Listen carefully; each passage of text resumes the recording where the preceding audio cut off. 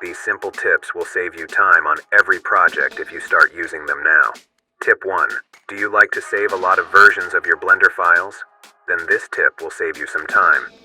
Instead of typing the next version number, you can just click this plus icon, and Blender will increase the number by 1. You can also press plus or minus on your keyboard, which is even faster. Tip 2.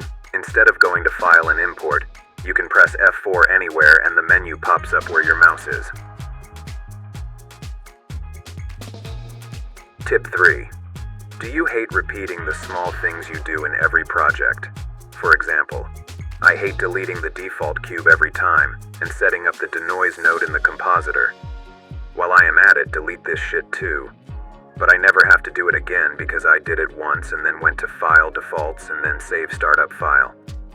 This will save every change I do in Blender. Now when I open Blender again, I don't need to see this cube. And my denoise node is already there. You can take this to the next level with the Quick Favorites menu. You can open it with Q, and it will show you all the operations you save here. You can do it with almost any operation in Blender. For example, if I want to quickly access the Origin to 3D cursor operation, right-click it and select Add to Quick Favorites.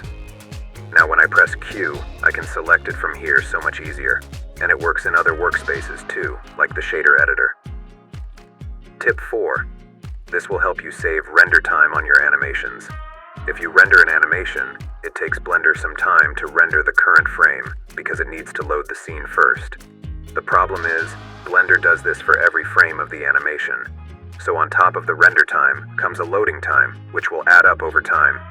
But there is a very easy way to get rid of the loading time. If you go to the Render tab, Performance, and then check Persistent Data, there will be no loading time, only for the first frame of the animation. Tip 5.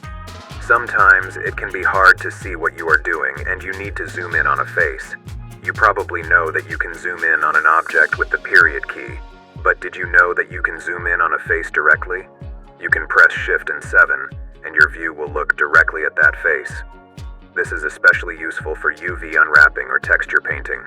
If your view is wonky after that, just press 1, and it's back to normal.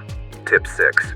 Let's say you want to move this object, but you don't want to move it on the Z-axis, only on X and Y. You can press G and then Shift Z. Pressing Shift before selecting an axis will move it on every other axis besides the one you selected. This works with other things too. Let's say you want to mirror this object on the X and Y axis. Instead of mirroring it on X and Y, you can just press Ctrl M and then Shift Z. This will mirror it on X and Y, but not Z. You can also exclude the X or Y axis with Shift, of course.